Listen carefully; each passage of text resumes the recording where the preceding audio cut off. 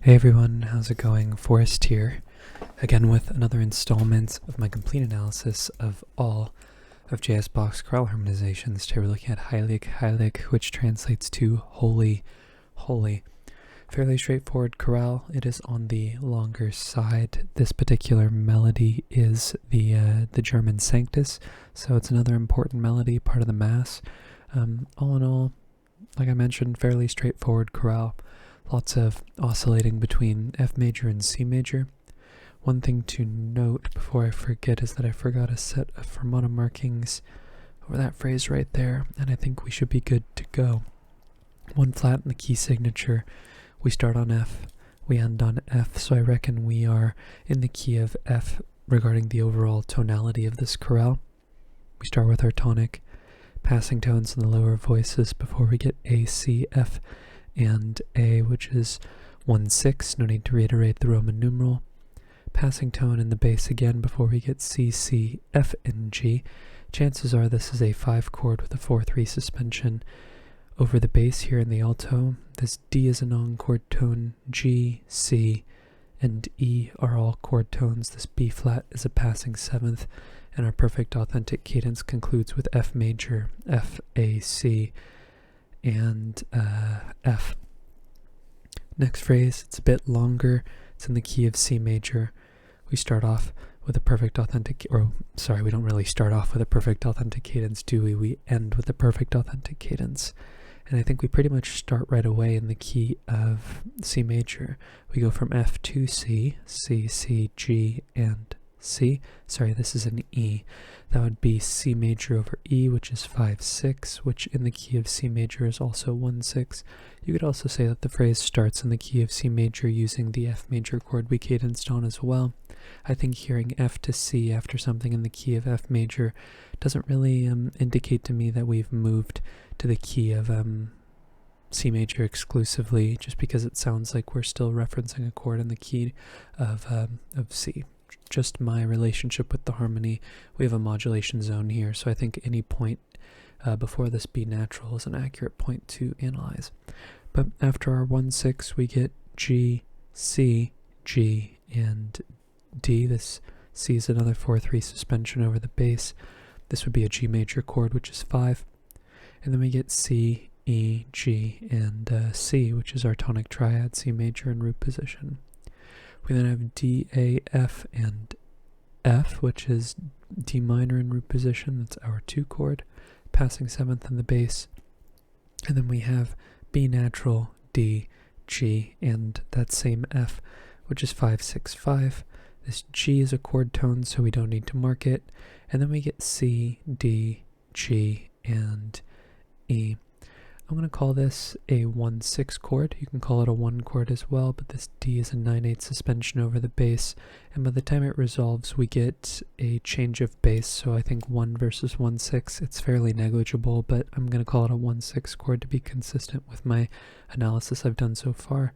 This B is a neighboring 7th, and then we have A, C, E, and E, which is our 6 chord, A minor, with a passing 7th in the bass, and sort of a double passing tone figure here in the alto, F and G, before we get F, C, A, and D. It's D minor 7 over F.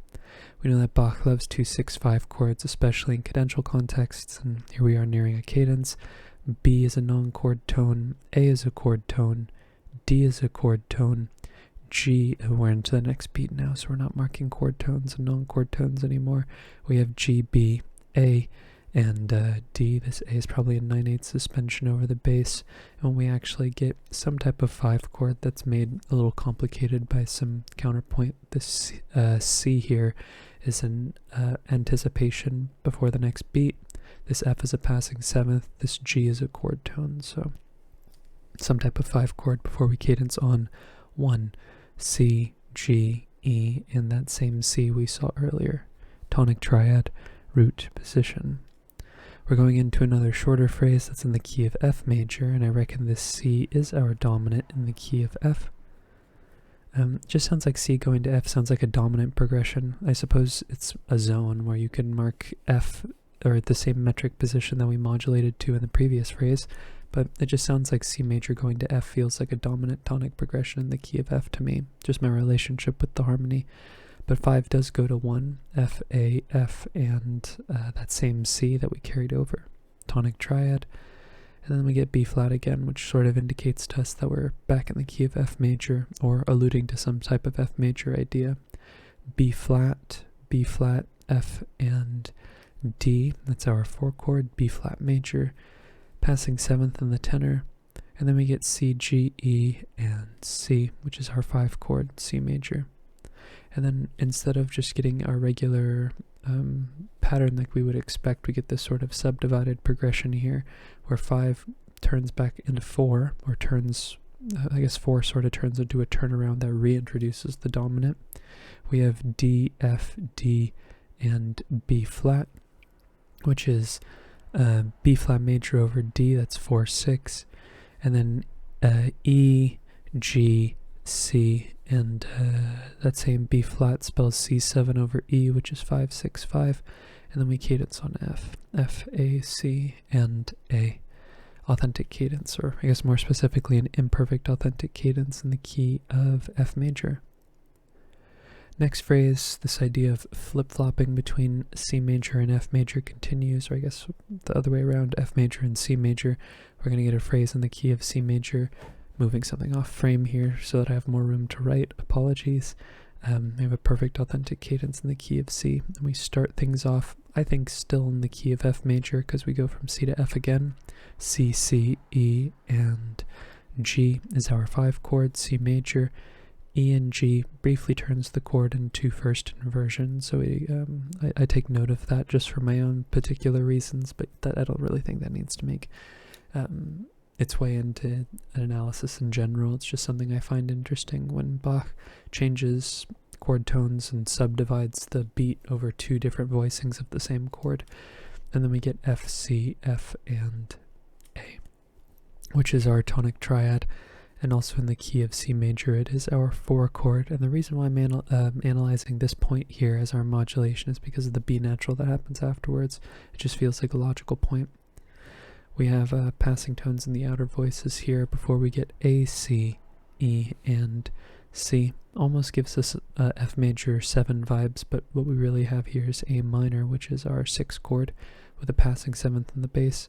And then we get F, D, A, and C, which is D minor 7 over F. We know that Bach loves 2, 6, 5 chords. D is a chord tone. G is not, F is. So I'll just mark the G here. And then we get G, D, G, and B natural, which is our 5 chord, G major, in the key of C major. E is a passing tone. F is a little neighboring 7th here before we cadence on C major on. G is also a chord tone. It's just leaping down an octave before we get C major, C, E, G, and C, which is our tonic triad in the key of C major. Okay, next phrase, sort of continuing this theme of, I guess, modulating between F and C. We're going to start in the key of F major. This C, similar to how we started the phrase before the last phrase we analyzed, is the C is going to be our 5 chord in the key of F as well. And we move right to the key of F major, F, F, A, and C. That's our tonic, passing 7th in the bass, D, F, A, and D. That is D minor in root position, which is our 6 chord. F takes that chord and very briefly puts it in first inversion, just like this 5 chord here, just something I keep track of. And 6 takes us to G, D, A, and B flat. Kind of an interesting chord here. This A is a 9/8 suspension over the bass. By the time we get G, F gets changed in the bass, which makes this sort of a 4/2 chord, the same reason that this 1/6 chord is a 1/6 chord, because the bass changes underneath the suspension.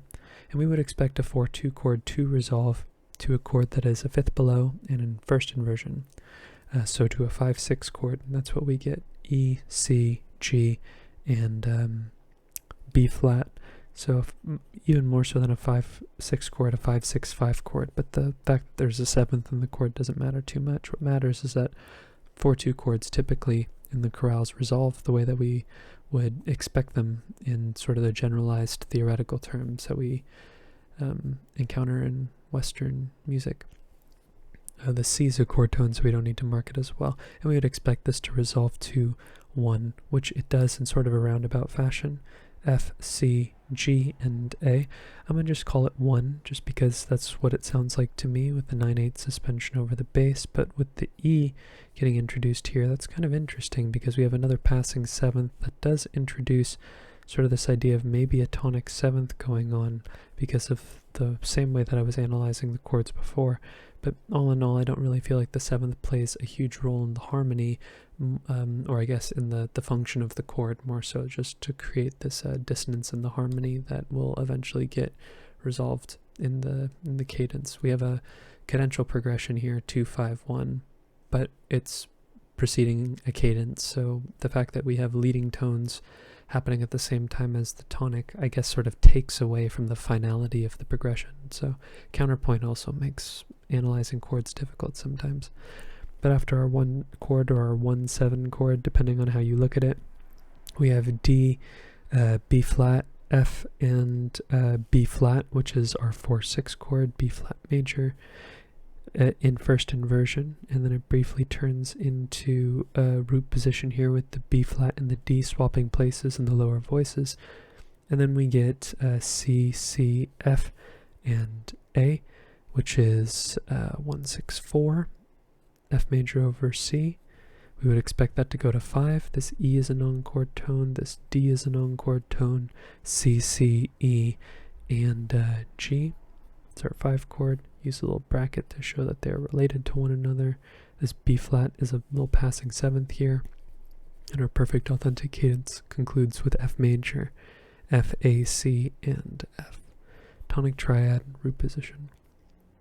Here we have a tiny phrase that ends in kind of an interesting deceptive cadence because we've been seeing authentic cadences throughout the entire chorale so far, so this little deceptive cadence is kind of interesting. It's a bit curious where it happens too because it just looks different in comparison to the rest of the phrases. So we start off with F, F, C, F, and A. We don't need to reanalyze. And then we get C, C, F, and G. I reckon this C is a 4/3 suspension over the bass, and we get a 5 chord, C, C, E, and G.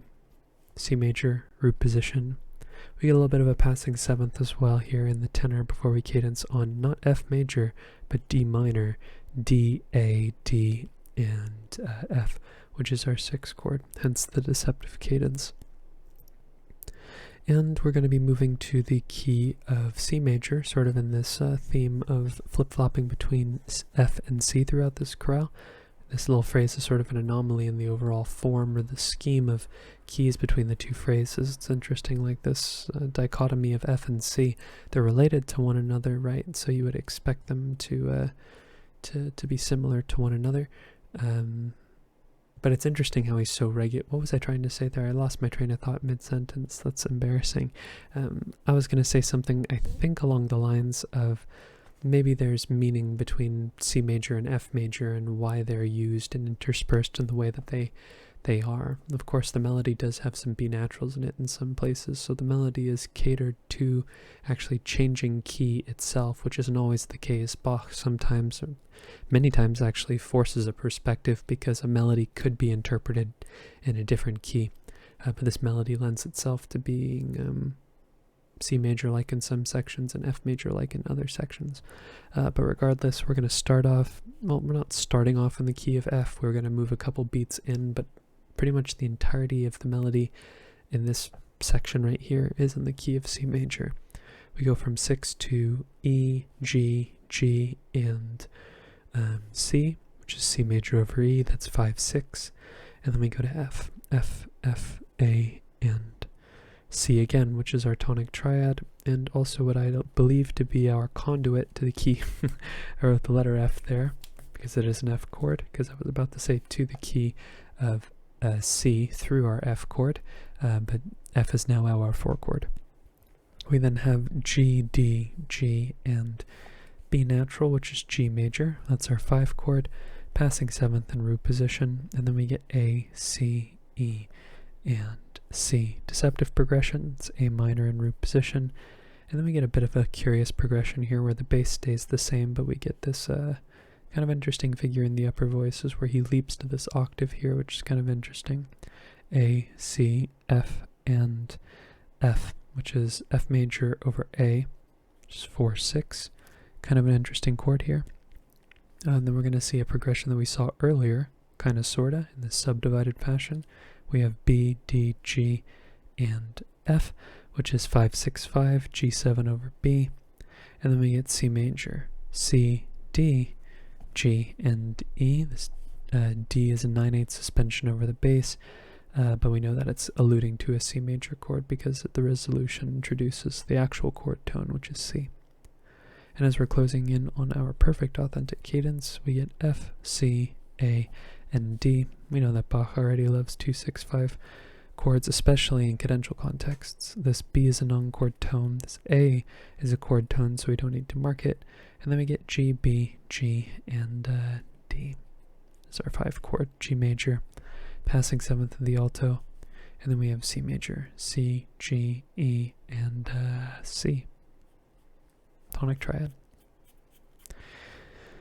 Looking towards our final phrase, we have a perfect authentic cadence in the key of F major, and this F, this C, just like how it's been in this chorale, is going to be our conduit back to the key of F major. It is our 5 chord.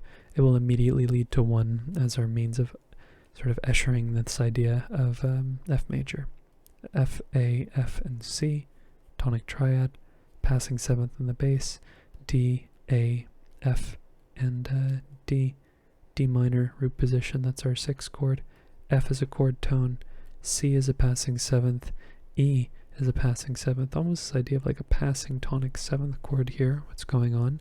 I feel like that's more incidental than anything else. It's not super impactful on the overall harmony, just the chords, or I guess the voices moving towards their next chord and making the leading of the voice leading more smooth. But after 6 we get G, B flat, D, and B flat, which is our 2 chord. Normative progression here, we would expect 6 to go to 2, or it's one of the likely places we would expect 6 to go. Passing 7th in the bass, passing tone in the tenor as well, before we get E, G, C, and B flat, which is C7 over E. It's 5-6-5. C is a chord tone, so we don't need to mark it. And then we get F, F, C, and A, which is our tonic triad in root position. Passing 7th in the bass. And then we have A, D, and A.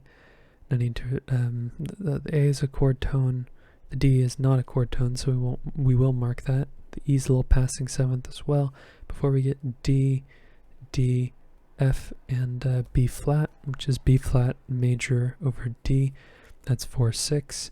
Passing tone in the bass, passing 7th in the melody, and then we close in on our cadence. We have B flats, D, F, and G. Kind of an interesting progression here, this falling fifths progression of a 4-6 chord to a 2-6-5 chord, G minor 7 over B flat. We know that Bach loves 2-6-5 chords, especially in cadential situations, but 4 going to 2 is a bit of an interesting progression because they function the same. For all intents and purposes, they're interchangeable functionally, so a progression between 2 of them is kind of objectively weak, and I don't mean that in a bad way. When I say weak, I know that we have negative connotations of the term weak, but in the same way that there are sort of weak beats and strong beats in like meter and form, and the way that notes get accented in a phrase and the impact that certain notes have where they are placed in the phrase. 4 going to 2 is not necessarily a strong progression because the chords are so similar to one another. But that being said, there are some passing tones here. We have C, we have A, and we also have an F in the chord, which sort of bridges the 2 predominant chords with a tonic chord. So there might be these passing tones often find their ways in between chords that are a third apart to sort of bridge the similarity, or I guess separate the similarity, do the opposite of what a bridge would do. similarity between them. In this case, we have C, and we have A, and we have F, which is kind of like bridging the gap between these two chords with a one chord.